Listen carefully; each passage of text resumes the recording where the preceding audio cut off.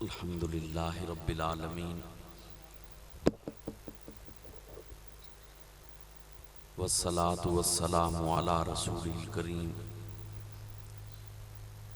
محمد وعلی آلہ واصحابہ اجمعین۔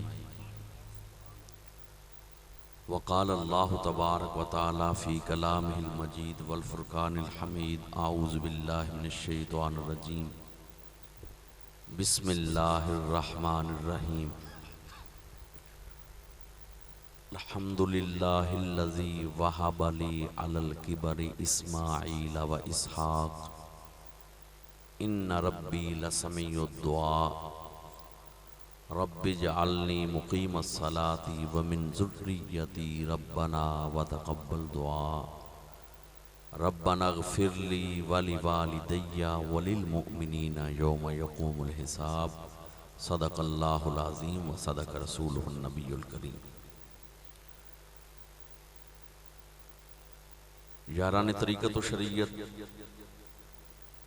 یہ آج کی محفل پاک محفل ذکر رب العالمین و ذکر رحمت للعالمین صلی اللہ علیہ وآلہ وسلم کا انعقاد کیا گیا ہے، جو اصال ثواب کے لیے 40ویں کا موقع ہے۔ غلام علی صاحب مرحوم و مغفور، اللہ پاک ان کے درجات بلند فرمائے، ان کی آل اولاد عزیز و اقربا کو اجر عظیم صبر جمیل عطا فرمائے۔ ان کے اصال ثواب کے لیے محفل پاک رکھی گئی ہے، اور آپ کے علم میں ہے کہ ذوالحجہ کا چاند بھی الحمدللہ ہمارے قریب کی 6 تاریخ شروع ہو گئی ہے۔ تو میں نے آپ احباب کے سامنے وہ حصہ تلاوت کیا قرآن حکیم کا کہ جس کے اندر حضرت ابراہیم، حضرت اسماعیل اور اسحاق کے ملنے پر رب کا شکر ادا کر رہے ہیں، اور ساتھ اپنے پیارے والدین کے لیے دعا بھی کر رہے ہیں۔ حضرت ابراہیم علیہ السلام فرماتے ہیں، قرآن حکیم کے اندر مختلف جگہ پر حضرت ابراہیم علیہ السلام کا ذکر ہے، اور اس وقت جو میں نے آیات پڑھی اس کے اندر حضرت ابراہیم علیہ السلام فرماتے ہیں کہ الحمدللہ الذی، تمام تعریفیں اس اللہ پاک کی ذات کے لیے ہیں، وَهَبَ لِي عَلَى الْكِبَرِ اسماعیل و اسحاق، جس نے مجھے بڑھاپے میں اسماعیل بھی دے دیا، اسحاق بھی دے دیا۔ ان ربی لسمیع الدعاء، بے شک میرا رب تو دعاؤں کو سننے والا ہے۔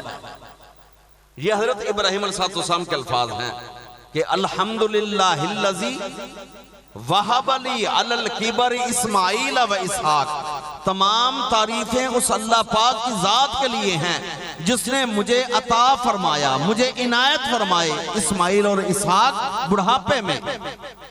اگر ہم واقعات کی تشریح کی طرف جائیں تو اس وقت ٹائم ہمارے پاس اتنا نہیں ہے، کیونکہ ہم نے اصال ثواب کا موضوع بھی رکھنا ہے، والدین کو شان بھی بیان کرنی ہے، لیکن مختصر بتاتا جاؤں کہ حضرت ابراہیم علیہ السلام میرے آقا کے اجداد میں سے ہیں، میرے آقا علیہ السلام کے جد امجد ہیں، اور حضرت ابراہیم علیہ السلام نبیوں میں سے وہ ہیں کہ جن کو اللہ نے اپنا خلیل بنایا، کسی کو کلیم بنایا کہ باتیں کرنے والا، اور کسی کو بنایا صفی، اور کسی کو بنایا نجی، لیکن باری آئی ابراہیم کے فرمایا تو میرا خلیل ہے۔ خلیل کا معنی ہوتا ہے گہرا دوست، خلت عربی کے اندر کہتے ہیں گہرے دوست کو۔ تو حضرت ابراہیم علیہ السلام کا بچپن دیکھیے کہ جب آنکھ کھولی تو کوئی سورج کی پوجا کر رہا ہے، کوئی کہتا ہے کہ جو رات کے وقت ستارے چمکتے ہیں یہ میرا رب ہے، کوئی کہتا ہے یہ جو چاند چمکتا ہے یہ میرا رب ہے، کوئی آگ کو دیکھتا ہے کہتا ہے یہ میرا رب ہے، کوئی پتھر کے بتوں کو بنا کر کہتا ہے یہ میرا رب ہے۔ ابراہیم علیہ السلام بچپن سے، کیونکہ یہ جو انبیاء کی ارواح ہوتی ہیں یہ پہلے دن سے ہی انبیاء کی ارواح ہے. یہ کوئی اچانک حادثاتی طور پر نہیں ہوا کہ دنیا میں آیا نبی بن گیا. نہیں، اللہ پاک نے عالم ارواح میں انبیاء کی روحوں کو الگ بنا دیا، غیر انبیاء کی روحوں کو الگ بنا دیا.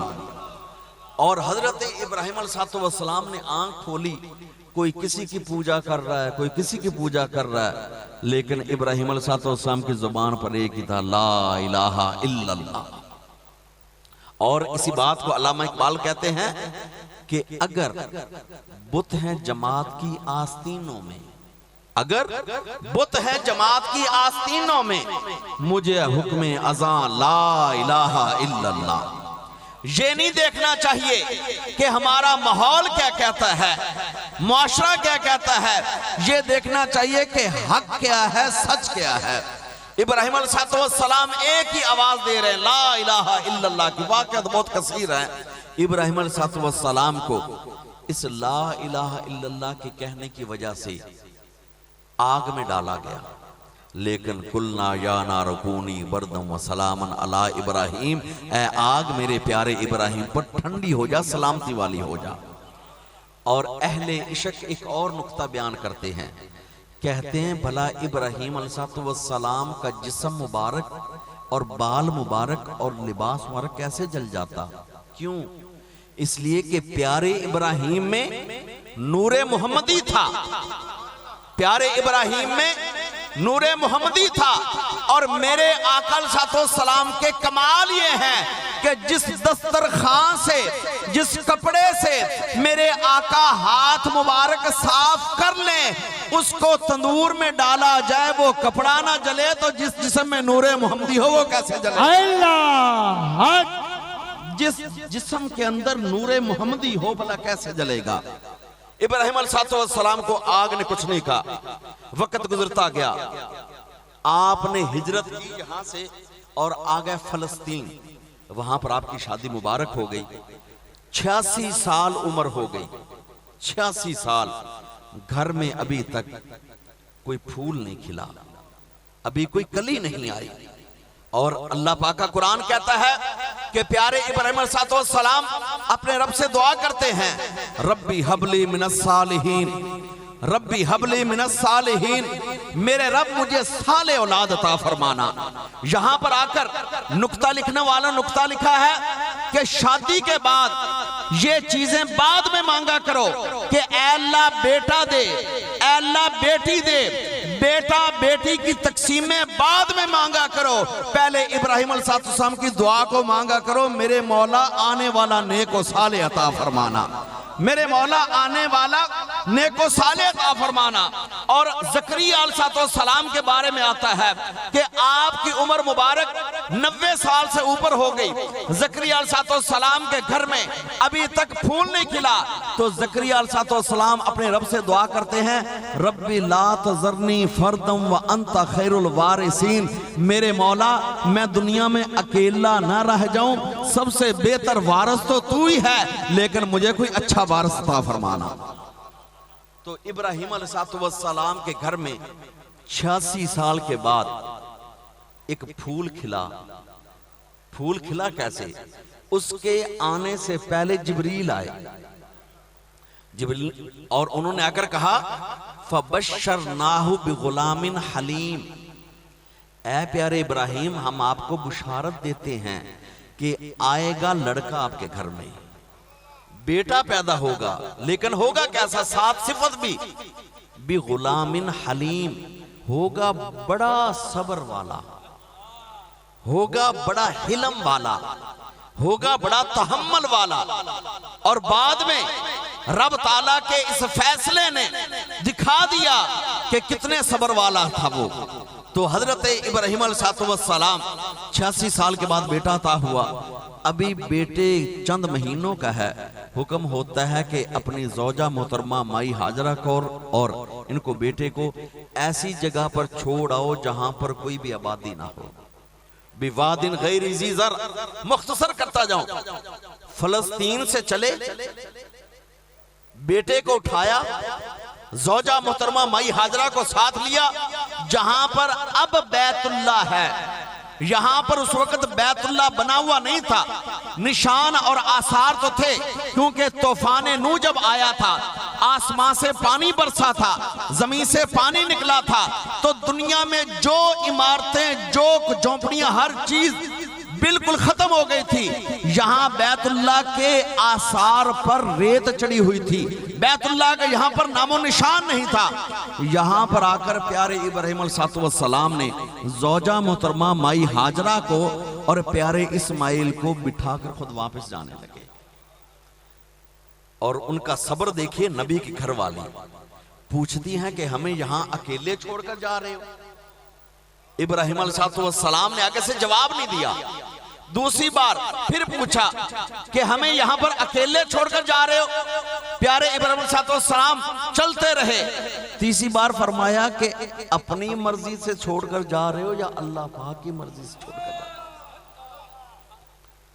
ابراہیم علیہ السلام فرمایا اللہ پاک کی مرضی چھوڑ کر جا رہا ہوں. مائی حاجرہ کہتی بس پھر آپ تشریف لے جائیں، جس نے چھوڑنے کا حکم دیا ہے ہمارا حامی و ناصر بھی وہی ہے. اور مائی حاجرہ سلام اللہ اکیلی ہیں. یہاں پر کوئی جھونپڑی نہیں، کوئی جگہ نہیں، کوئی مکان نہیں. جو ان کے پاس مشکیزے کے اندر پانی تھا، جو خورد و نوش کا سامان تھا، جب تک وہ پانی استعمال ہوتا رہا ہوا، بالآخر پانی نے ختم ہونا تھا. پانی ختم ہو گیا. جب پانی ختم ہو گیا مائی حاجرہ پریشان ہو گئی کہ اب خود بھی پانی پینا ہے، بچہ بھی ہے چھوٹی عمر کا، لیکن دودھ بھی پلانا ہے، ساتھ پانی بھی تھوڑا ضرورت ہے. تو پریشان ہو کر اب بھی ان کے آثار نشان پہاڑیوں کے ہیں. ان الصفا والمروۃ من شعائر اللہ. جو حاجی حج کے لیے جاتے ہیں یا عمرے پر جاتے ہیں ان کو پتا ہے کہ بیت اللہ کے سامنے دو پہاڑیاں ہیں، ایک صفا ہے اور ایک مروہ ہے. حضرت مائی حاجرہ پانی کی تلاش کے لیے کہ جب اونچائی پر، ایسے ان زمانوں میں اونچائی پر چڑھ کر پتا چلتا تھا کہ پانی کدھر موجود ہے، کسی کی آمد و رفت یا کوئی پرندے اڑ رہے ہوں جا رہے ہوں پتا چلتا تھا. لیکن مائی حاجرہ آئیں صفا پہاڑی پر، اونچائی پر دیکھا چاروں طرف کوئی پانی نہیں. پھر اس کے بعد مروہ پہاڑی پر تشریف لے گئیں جلدی جلدی، ادھر چاروں طرف دیکھا کوئی پانی نہیں. پھر ادھر صفا پر آئیں، پھر مروہ پر گئیں. جب 7واں چکر مروہ پر تھا تو نظر پڑی کہ جہاں بیٹے کو لٹایا ہوا تھا وہاں کوئی پرندے اتر رہے. سمجھی کہ یہ کوئی جانور نہ آ گیا ہو، کوئی خطرناک. جب دوڑ کر آئیں دیکھا کہ جہاں پر پیارے اسماعیل کے قدموں کے نشان تھے وہاں سے پانی کا چشمہ نکل رہا تھا. اور آپ نے فرمایا زمزم زمزم، رک جا رک جا، ٹھہر جا ٹھہر جا. اگر مائی حاجرہ سلام اللہ علیہا زمزم نہ فرماتی تو پوری زمین پر پانی پانی پھیل جاتا. مختصر کرتے جائیں، وقت گزرتا گیا تو اللہ پاک کا قرآن کہتا ہے فَلَمَّا بَلَغَ مَعُ السَّعْيَ. جب وہ بیٹا ان کے ساتھ چلنے کے قابل ہو گیا، پیارے ابراہیم کے ساتھ پیارے اسماعیل چلنے کے قابل ہو گئے، کیونکہ آپ تو ایک دفعہ چھوڑ کر چلے گئے تھے نا. جب واپس آئے مکہ کے اندر، یہاں پر گھر بنے ہوئے ہیں، آبادیاں ہیں، کیونکہ اہل عرب میں بنیادی ضرورت پانی. لوگ پانی کے لیے جہاں پانی کا تالاب ہوتا، عربی لوگ ان زمانوں میں خیمے لگاتے، جب پانی خشک ہو جاتا خیمے اکھیڑتے، اونٹوں پر رکھتے اگلے کسی علاقے میں. جب لوگوں نے یہاں دیکھا قبیلہ بنو جرہم نے کہ یہاں پر تو مستقل پانی ہے جو خشک نہیں ہوتا، لوگوں نے وہاں خیمے لگانے شروع کر دیے مائی حاجرہ کی اجازت سے. پھر ایک ایک گھر بننا شروع ہو گیا.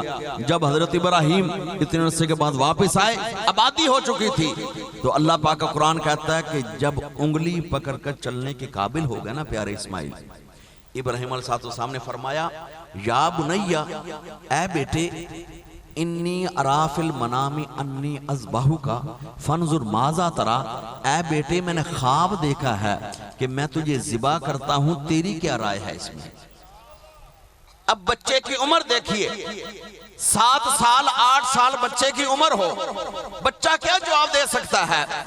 بچہ تو تو خوف سے ویسے ہی پانی پانی ہو جائے گا، لیکن اللہ پاک نے پیارے اسماعیل کی ولادت سے پہلے فرمایا تھا اے پیارے ابراہیم آئے گا بیٹا لیکن ہوگا بڑا صبر والا، ہوگا بڑا تحمل والا۔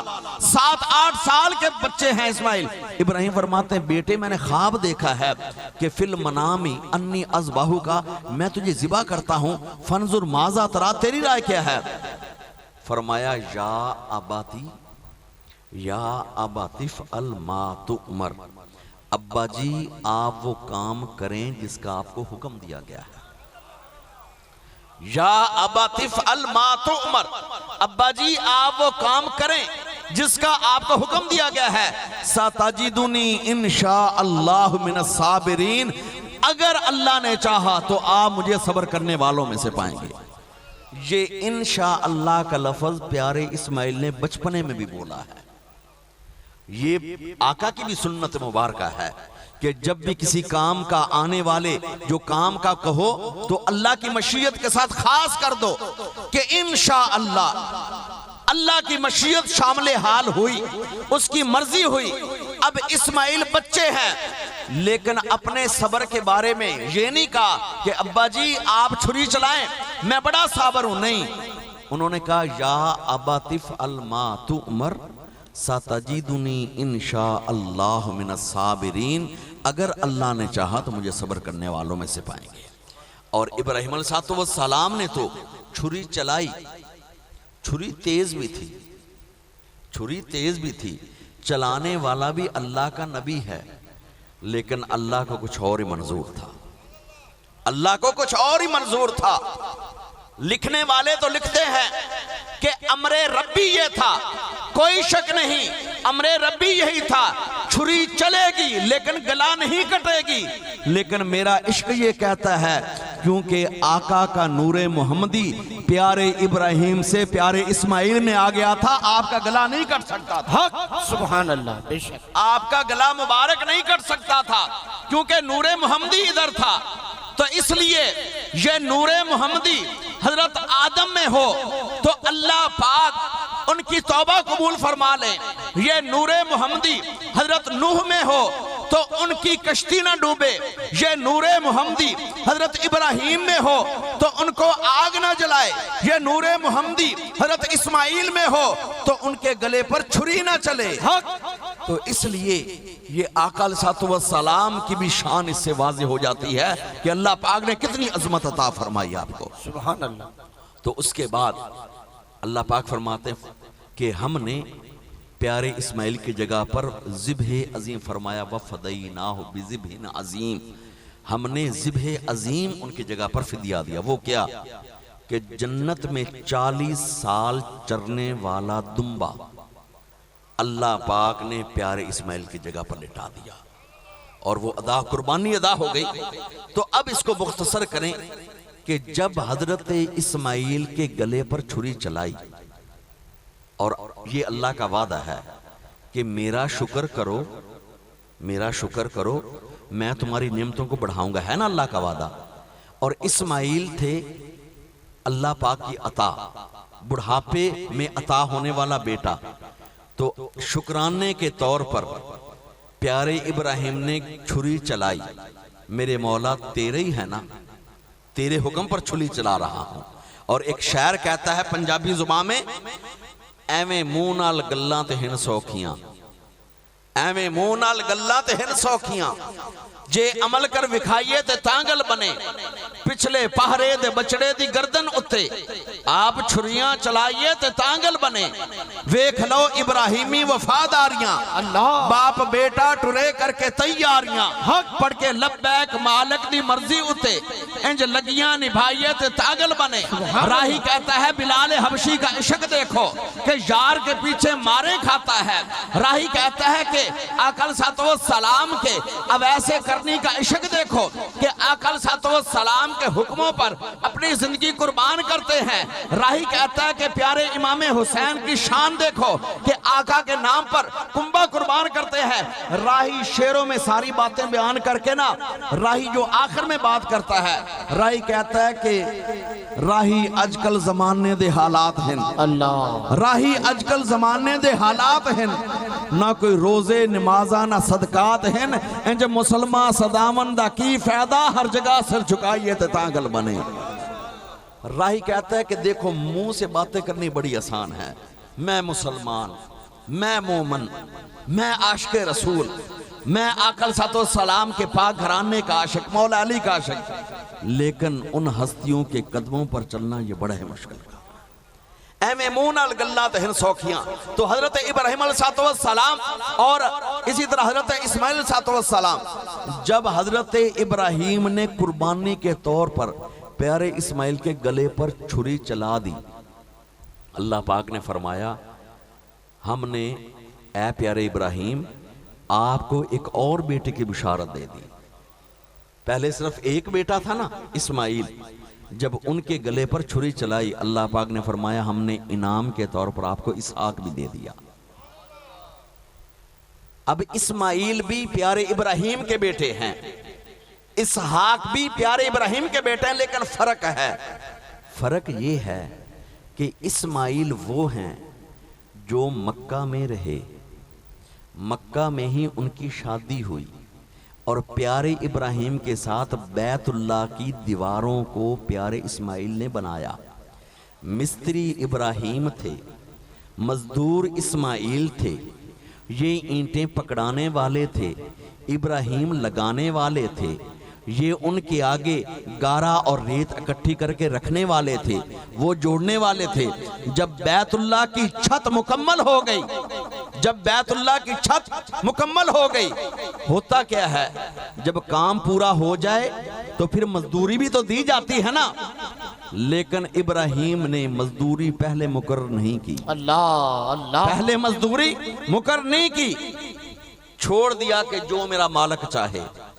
اللہ پاک نے فرمایا اے ابراہیم اب مانگو کیا مانگتے ہو؟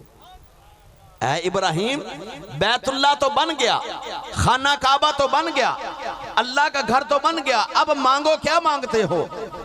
تو ابراہیم نے فرمایا میرے مولا تیرا گھر بنانا ہمارا کام تھا، اس کو بسانے والا بھیج دے، یہ تیرا کام۔ سبحان اللہ اللہ، اس کو بسانے والا بھی بھیج دے۔ اب اللہ پاک کی قدرت دیکھیے، کیونکہ اسماعیل ساتھ تھے، بسایا کس نے؟ پیارے اسماعیل کی نسل پاک چلتی رہی، کوئی نبی نہیں آیا، نسل پاک سے بنو، اس کے بعد کنانہ کا خاندان شروع ہوا، اہل عرب کا معزز ترین خاندان بنو کنانہ، لیکن سارے لوگ نیک ہیں، صالح ہیں، شریف ہیں، شرفا ہیں، باعزت ہیں، لیکن پیارے اسماعیل کی نسل سے نبی کوئی نہیں۔ بنو کنانہ کی آگے شاخیں نکلی، جس شاخ کو اللہ پاک نے سب سے زیادہ عزت دی وہ قریش کہلائی، قریش کی آگے شاخیں نکلی، بنو عدی، بنو تمیم اور بنو امیہ، بنو ہاشم، بنو بکر، شاخیں نکلی، لیکن جس شاخ کو اللہ پاک نے سب سے زیادہ عزت دی وہ بنو ہاشم نکلی۔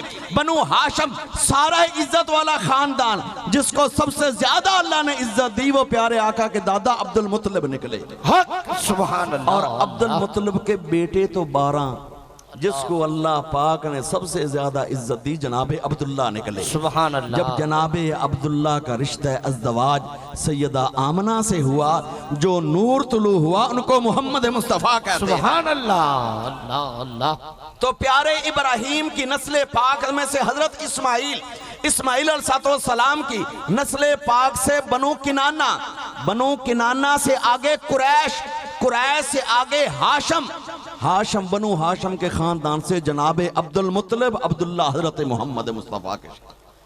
تو اب ادھر سے کیونکہ دعا یہ کی تھی نا، میرے مولا بنایا ہم نے ہے، میرے مولا بنایا ہم نے ہے، کوئی بسانے والا بھی بھیج دے۔ ربنا وابعث فیہم رسولا، میرے مولا تیرے گھر کو بنایا ہے، بسانے والا بھیج دے۔ اللہ نے وعدہ کیا کہ اے ابراہیم و اسماعیل، اگر تم نے بنانے میں کسر نہیں چھوڑی، میں اس کے بسانے میں کسر نہیں چھوڑوں گا۔ ایسا نبی بھیجوں گا جو ہوگا بھی آخری، جس کے بعد کسی نبی کی ضرورت بھی نہیں ہوگی، نہ ہی کوئی نبی آئے گا، نہ ہی کوئی نبی آ سکتا ہے۔ اور ادھر کیونکہ ادھر تھے اسماعیل ابراہیم کے بیٹے، ادھر اسحاق خود نبی، والد ابراہیم بھی نبی، اسحاق نبی، اسحاق کے بیٹے یعقوب نبی، یعقوب کے بیٹے یوسف نبی۔ اس خاندان میں سے، حضرت اسحاق والے خاندان سے لاکھوں کی تعداد میں انبیاء آئے ہیں۔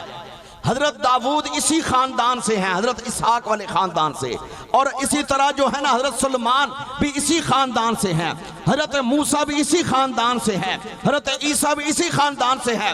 ادھر حضرت ابراہیم کی حضرت اسحاق والی جو لڑی ہے، اس سے لاکھوں کی تعداد میں نبی آئے، لیکن ادھر اسماعیل کے نسل سے ایک ہی نبی آیا، نبی ایسا آیا کہ جس جیسا کوئی اور نبی آیا ہی نہیں۔ سبحان اللہ، حق۔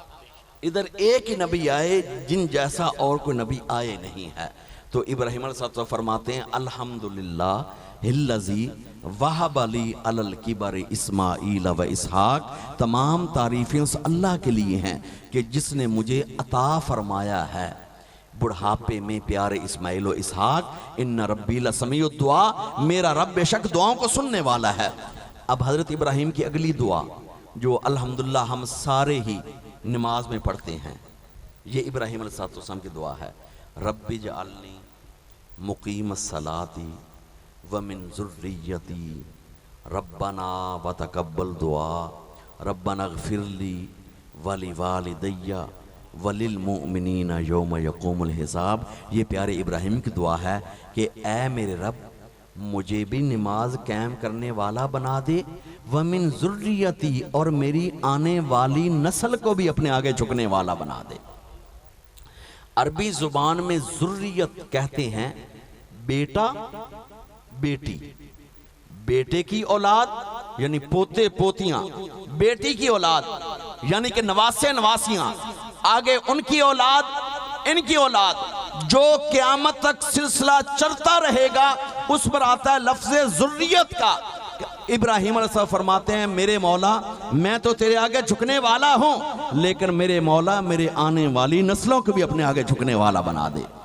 اور یہ دعا پیارے حضور علیہ السلام کو اتنی پسند آئی کہ پیارے آقا خود بھی نماز کے اندر ارشاد فرمایا کرتے، یہی دعا پڑھا کرتے تھے، اور اپنی امت کو بھی یہی تلقین کی کہ نماز کے اندر یہی دعا پڑھا کرو، اے میرے مولا مجھے بھی نماز پڑھنے والا بنا دے، قائم کرنے والا بنا دے، اور آنے والی نسلوں کو بھی نماز قائم کرنے والا بنا دے۔ یہاں پر ایک سوال، بہت سارے لوگ کہتے ہیں کہ نماز قائم کرنے کا حکم ہے، پڑھنے کا حکم نہیں ہے۔ بہت سارے لوگ کہتے ہیں نماز قائم کرنے کا، اور کئی لوگ ایسے بھی ہیں، کیونکہ الحمدللہ ہمیں تو مرشد خانہ وہ ملا ہے جنہوں نے شریعت اور طریقت کو اکٹھا دے دیا ہے، شریعت کے اصول بھی دے دیے، طریقت کے اصول بھی دے دیے۔ ہمیں تو مرشد خانہ ہی وہ ملا جس نے رب اور اس کے رسول کا رستہ دکھایا ہے، رب کے قرب کا رستہ بتایا ہے۔ لیکن کئی لوگ ایسی جگہوں پر پھنس جاتے ہیں جہاں کہا جاتا ہے کہ تھوڑیاں صرف 5 ویلے تے ساڑیاں ہر ویلے، اور کئی لوگ ایسے بھی ہیں جو کہتے ہیں نماز تے دل دی ہونی چاہیے، روٹی کبھی دل سے کھائی نہیں، روٹی بھوک لگتی ہے منہ سے کھاتے ہو، اور جب باری نماز کہتی پھر کہتے ہیں نماز دل دی بڑی ہے۔ نہیں نہیں، نماز قائم کرنے کا مطلب کوئی سمجھا ہی نہیں۔ قائم کرنے کا مطلب کیا ہے؟ عربی زبان کے اندر قائم کہتے ہیں تیار رہنے کو بھی قائم کہتے ہیں، کھڑے ہونے کو بھی قائم کہتے ہیں۔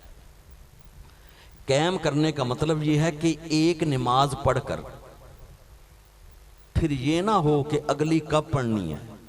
کئی لوگ پڑھتے ہیں ہفتے بعد، کئی لوگ پڑھتے ہیں مہینے بعد، کئی لوگ سال بسالی عید کی عید مسجد میں ہی آتے ہیں، ان کو باقی پتہ ہی نہیں ہوتا۔ لیکن نماز قائم کرنے کا مطلب کیا ہے؟ نماز فجر پڑھ کر رزق حلال میں لگ جاؤ، دکان والا دکان میں بیٹھ جائے، زراعت والا کھیتوں میں چلا جائے، آفس والا آفس میں بیٹھ جائے، ہر بندہ اپنے منصب کرسی پر جہاں ڈیوٹیاں کرے، لیکن کانوں کی توجہ رہے کہ کب ظہر کی اذان کی آواز میرے کانوں میں آئے، میں اللہ پاک کے سجدہ ریز ہو جاؤں۔ یہ قائم کرنے کا مطلب ہے۔ پڑھنا یہ ایک پڑھ لی اگلی کا پتہ ہی نہیں، قائم کرنے کا مطلب ایک تو ادا کر لی ساتھ ہی اگلی کی تیاری شروع ہو جائے۔ قائم کرنے کا مطلب یہ کہ نماز ظہر ادا کر لی لیکن توجہ اس طرف رہے، رزق حلال کماؤ لیکن توجہ رہے کہ کب عصر کی اذان کی آواز میرے کانوں میں آئے، میں اللہ پاک کے سجدہ ریز ہو جاؤں۔ نماز قائم کرنے کا مطلب یہ ہے نماز عصر پڑھ کر اپنی مصروفیت میں لگ گئے لیکن توجہ اس طرف رہے کہ کب اذان مغرب کا وقت ہو، میں اللہ پاک کے آگے سجدہ ریز ہو جاؤں۔ نماز قائم کرنے کا مطلب یہ ہے مغرب کی نماز پڑھ لی لیکن توجہ رہے کہ کب اذان عشاء کی آواز میرے کانوں میں آئے، میں اللہ پاک کے آگے سجدہ ریز ہو جاؤں۔ نماز قائم کرنے کا مطلب یہ ہے کہ عشاء پڑھ کر بستر پر لیٹ تو گئے ہیں لیکن توجہ اسی طرف رہے کہ کب آواز آئے الصلاۃ خیر من النوم، میں اللہ پاک کے آگے اٹھ کر سجدہ ریز ہو جاؤں۔ یہ ہے نماز قائم کرنا۔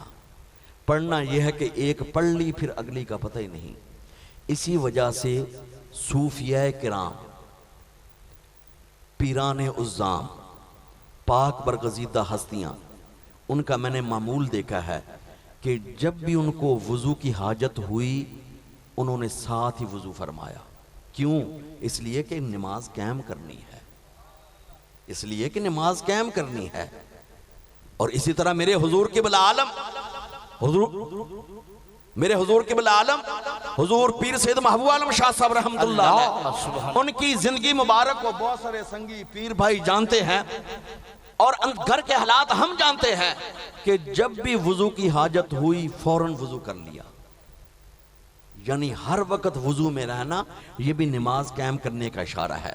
اور آپ حضور قبلہ عالم ایک واقعہ بیان فرماتے تھے کہ ایک اللہ کے ولی اپنے چند مریدوں کے ساتھ سفر کر رہے ہیں، وضو کی حاجت ہوئی لیکن قریب پانی نہیں، لیکن سامنے نظر آ رہا ہے کہ دریا چل رہا ہے، جہاں وضو کی حاجت ہوئی وہاں پانی موجود نہیں لیکن نگاہوں کے سامنے دریا چل رہا ہے۔ تو آپ کو جہاں پر وضو کی حاجت ہوئی آپ نے ریت پر ہاتھ مار کر تیمم کیا۔ مریدوں میں سے ایک مرید نے عرض کی حضور شریعت کا مسئلہ تو یہ ہے کہ تیمم وہاں جائز ہوتا ہے جہاں پانی نہ ہو، یہاں تو پانی نظر آ رہا ہے، تیمم کیسے جائز ہو گیا؟ آپ نے فرمایا کیا مجھے بتا سکتے ہو کہ میں پانی تک پہنچ جاؤں گا؟ کیا مجھے بتا سکتے ہو کہ میں پانی تک پہنچ جاؤں گا؟ یہ جو میں نے تیمم کیا ہے یہ میں نے کوئی نماز کے لیے نہیں کیا، یہ میں نے تیمم اس لیے کیا ہے کہ پانی تک پہنچتے سے پہلے اگر میری موت کا وقت آ جائے میں بے وضو اللہ کے دربار میں حاضر نہ ہوں بلکہ وضو کی حالت میں اللہ پاک کے دربار۔ تو اس لیے نماز قائم کرنا۔ اور دیکھیے پھر یہ ہم دعا کب مانگتے ہیں؟ سلام پھیرنے سے پہلے، سلام پھیرنے سے پہلے مانگتے ہیں نا۔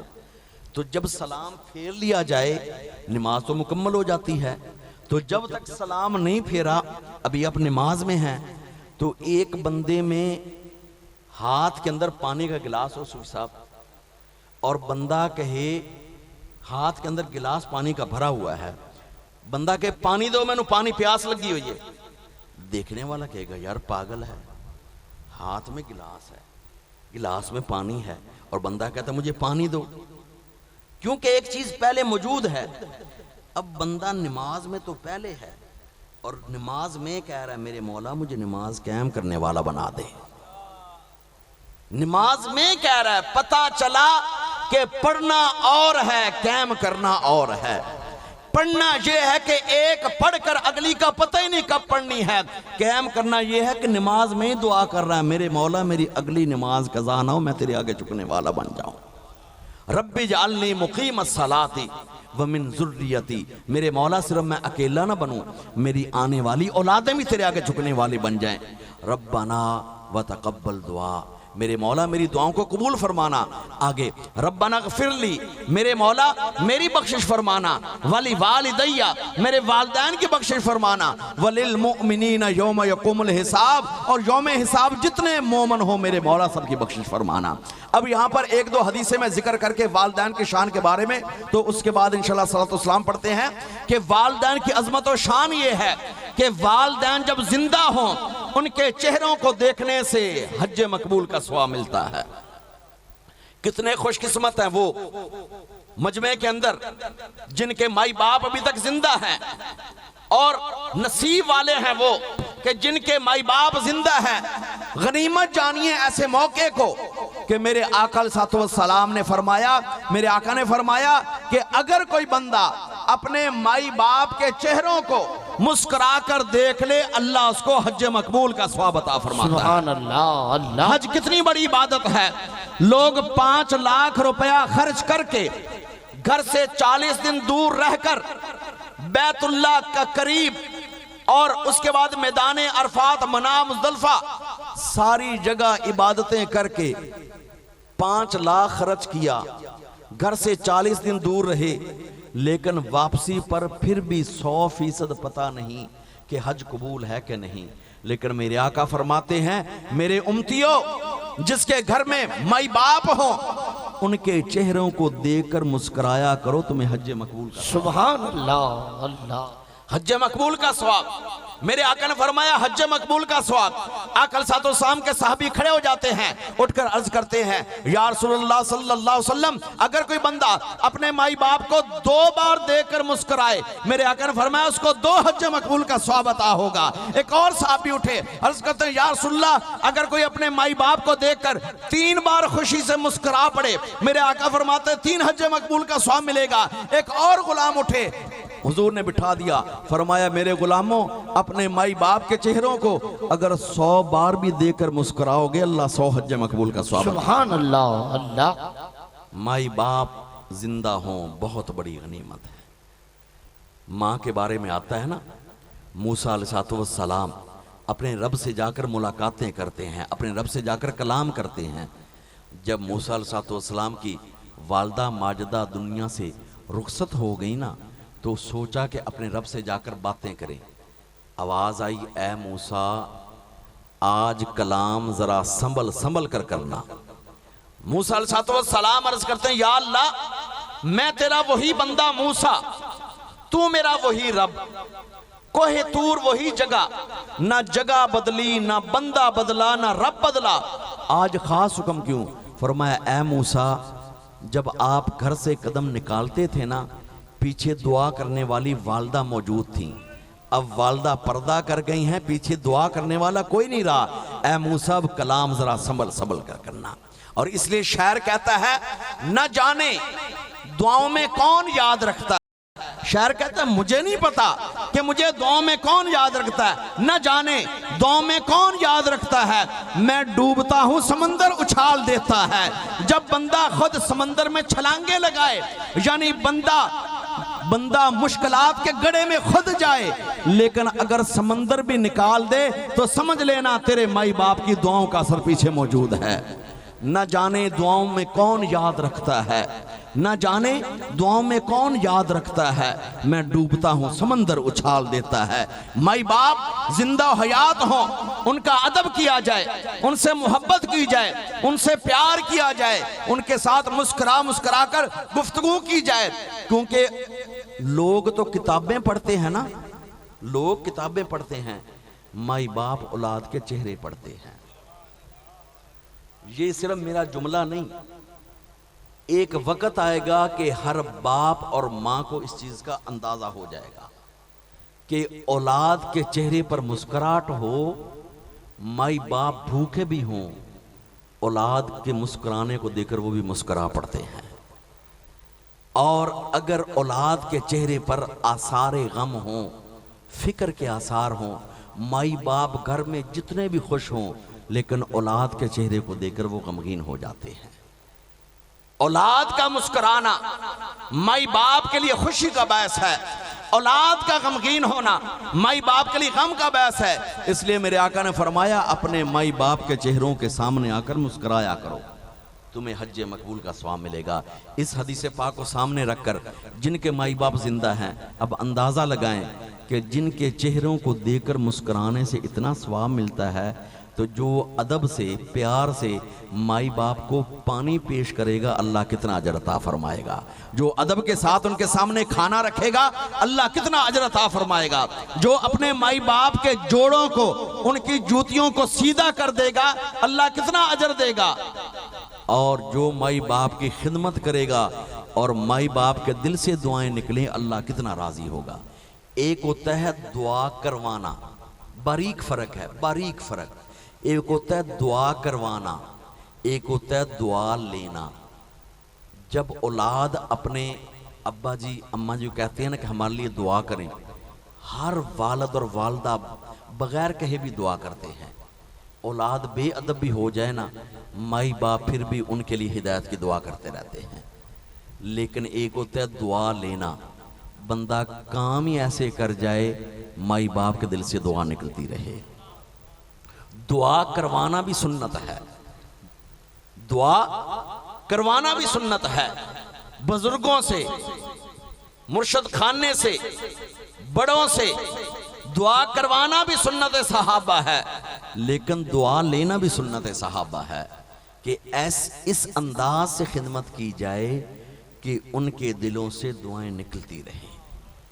اور اب آخر کے اندر وہ باتیں ذکر کر لیں کہ جب مائی باپ دنیا سے چلے جائیں یا ان میں سے ایک دنیا سے چلا جائے تو نیک اولادیں کبھی مائی باپ کو بھلاتی نہیں ہیں، نیک اولادیں مائی باپ کو بھلاتی نہیں ہیں، ہر لمحہ ان کو اپنی دعاؤں میں یاد رکھنا چاہیے۔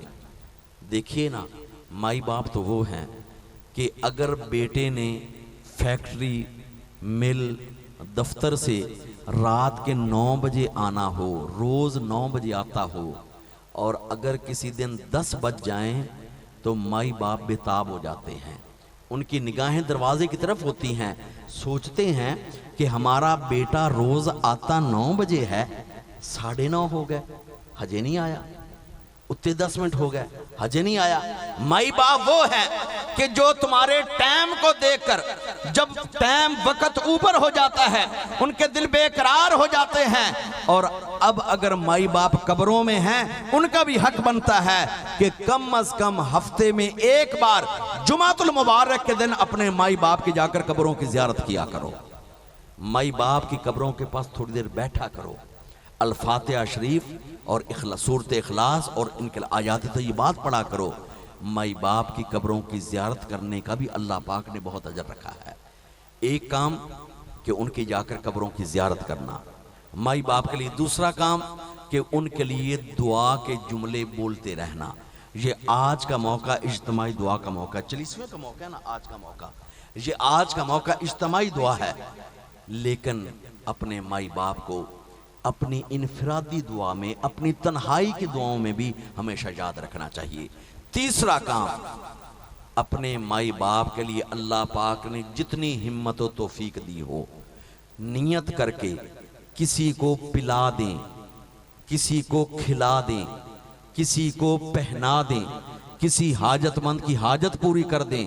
حدیث پاک کا ایک حوالہ نہیں، متعدد حوالے کہتے ہیں کہ مائی باپ کی نیت کر کے جو بھی کسی کو کھلایا جائے گا، پلایا جائے گا، اللہ پاک اس وجہ سے قبر میں ان کے درجے بلند فرما دے گا۔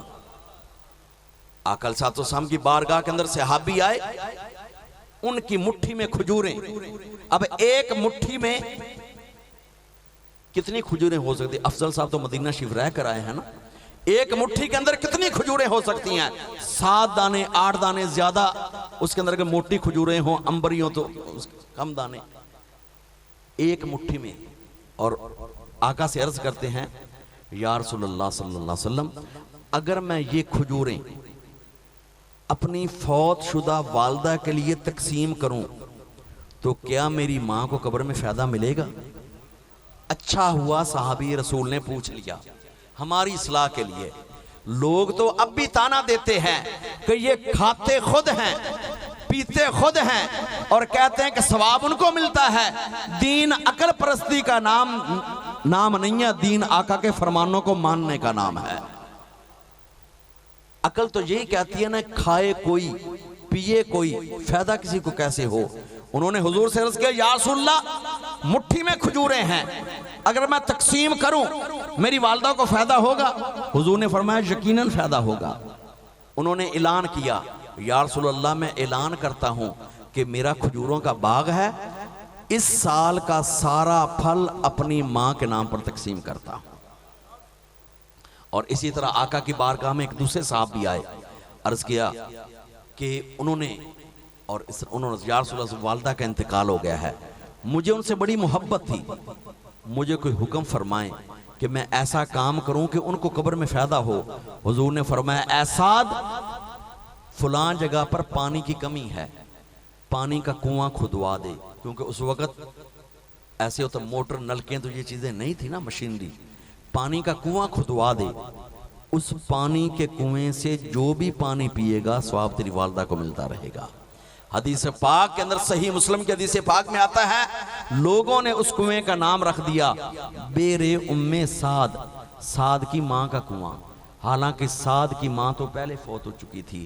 کنواں کھدوایا سعد نے ہے، یعنی حضرت سعد نے کنواں کھدوایا ہے، حضور کے صحابی نے، لیکن نیت کی ماں کی تو لوگوں نے کہنا شروع کر دیا بیر ام سعد، سعد کی ماں کا کنواں۔ پتا چلا کہ والدین جب دنیا میں ہوں تو ان کا ادب و احترام، ان کی خدمت اور اخلاص کے ساتھ ان سے محبت، ان کے چہروں کی زیارت، جب مائی باپ دنیا سے رخصت ہو جائیں تو ان کی جا کر قبروں کی زیارت، ان کے لیے اصالِ ثواب کا اہتمام اور ان کے لیے دعا کا اہتمام۔ اللہ پاک سے دعا ہے کہ اللہ پاک ان غلام علی صاحب کے درجات بلند فرمائیں، اللہ پاک ان کی مغفرت کاملہ فرمائیں اور ان کی آل اولاد عزیز و اقربا کو اجر عظیم صبر جمیل عطا فرمائیں۔ وآخر دعوانا ان الحمدللہ۔